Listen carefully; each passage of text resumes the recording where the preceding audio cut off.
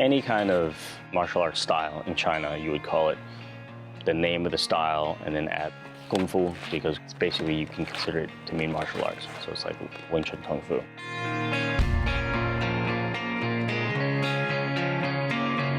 My father learned Wing Chun from Yip Man, but he was brought to him by Bruce Lee. They were both kids around the same time in Hong Kong, so they would hang out. They would fight in the streets all the time. And Bruce was always looking for something fresh and something new. And he came upon Wing Chun, and he started learning from Yip Man.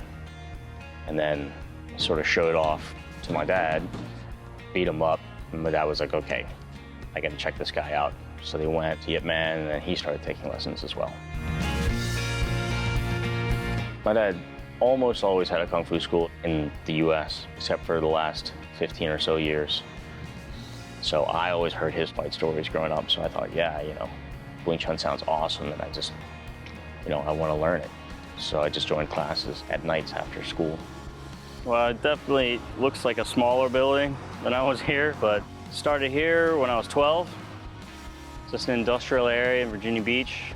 I was just like one of the 2, maybe 3 little kids that was working out. My dad was tough on everybody just because he was a real stickler for details and how to do things right. So I decided to keep the sign from the old office. Thought this was pretty cool because it had the snake and the crane on there and the double knives. Still keep a pair of those around for training. What I love about Wing Chun is its efficiency, because that really goes to my personality. Something simple, something efficient, something that makes sense. It's gotta make sense. When I was a kid, I was always taught the snake is just capable of striking directly, and that was a bad thing.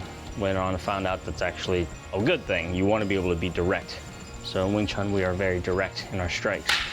The crane represents being able to do 2 things at one time. In his case, he's using a wing to cover. We call it covering. Some people might call it blocking.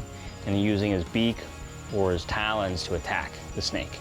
So we do a lot of simultaneous covering defensive work with offensive attack work.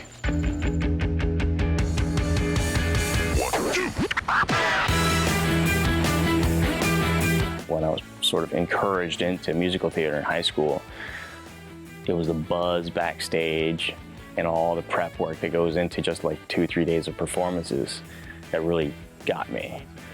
Albert Watson, who's the dance instructor at Academy, I'd known him since I was in like 5th grade, 6th grade. And you're like, Darren Leung. And then you're like, hey, how's it going? Da, da, da. And you're like, what do you think about auditioning for the musical? I was like, no way. And you just kept pushing me. You're like, come on, just do it. And I was super shy. Like, you made it because you're very agile. I couldn't dance, but I could flop around a lot. And that was perfect because that was the first role I had, which is Scarecrow in The Wiz. You can sing a little bit too. Yeah. I couldn't hold a note. The Scarecrow sings. I know, but I know I missed plenty of notes.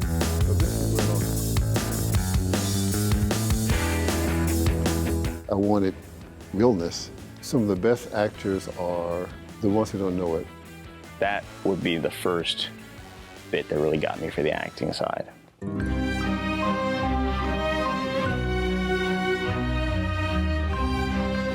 Right out of college, I was working as an engineer for a couple of years. I switched to IT. The economy was no good, the environment was no good, so I quit, back to Virginia. I would go down to the Kung Fu school and just work out here and there. One of the students doing Wing Chun, he came up with this idea with Stray, and he said, hey, do you want to be involved in a movie?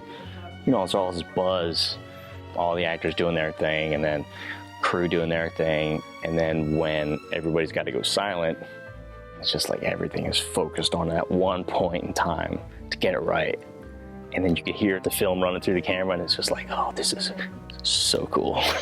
Like, the fact that everybody can just move together and just get that little bit down was the best.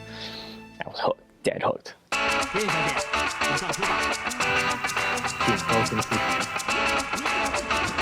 My dad was spending tons and tons of time out in Asia. He hooked me up with a guy named Frankie Chan, who was starting up a TV series in Shanghai called Quan Ying Wei.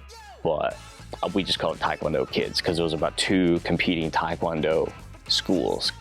And so he said, okay, I'll write you a role in there. And I was like, wait a minute, like, I don't know about it, like, I just wanted to do a walk-on.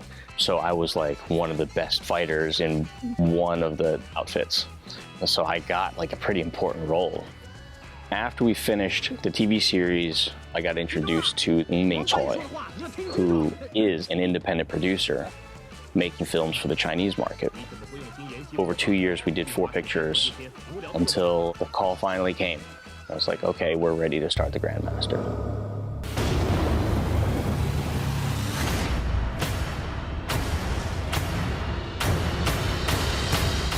Curate had specifically planned to make a movie about Grandmaster Yip Man, who was the guy who taught my father, and my father taught me. So it's sort of like a perfect timing to get involved. You know, I'm a nobody, but my dad, he's one of the, what they call closed door disciples for Grandmaster Yip Man.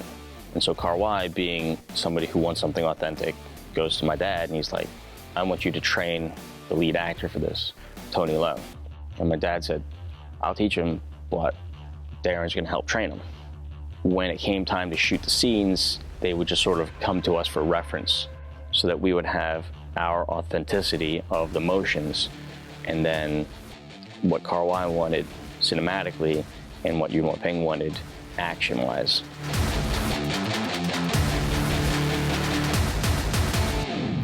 That work on the Grandmaster would eventually lead to Ip Man 3 because we had now established a working relationship with Yuen Peng.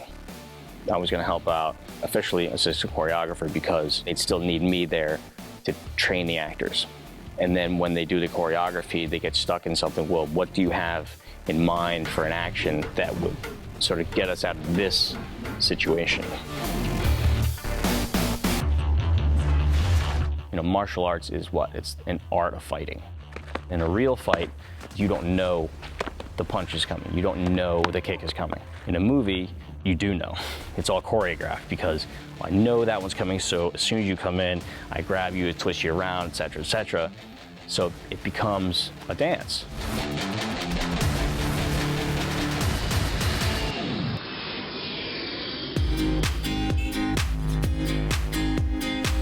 My father no longer teaches in Virginia Beach. He's in Zhuhai, it's in southern China. It's just over the border from Hong Kong and has a bunch of students still. There's a term we use generally across Chinese Kung Fu, it's called Sifu. A Sifu is another way of calling somebody a master, or a teacher, really. Everything for our style, and actually for a lot of styles, is just mouth to ear. It's not like in the movies where there's this secret book and somebody goes to steal, you know. For the first time in a long time, I had the chance to actually sit down with my father and go through some techniques to sort of deconstruct things. Found out a lot of things that he hadn't been teaching because of the way he teaches. Not because he was holding it back, but just because he does things ad hoc. And so there's no structure to it. And I just have been trying to structure it, and so it's been a great trip so far.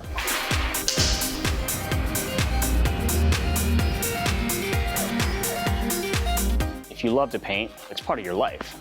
I've made Wing Chun a part of mine because you love what you do. You love the art, you live and breathe it.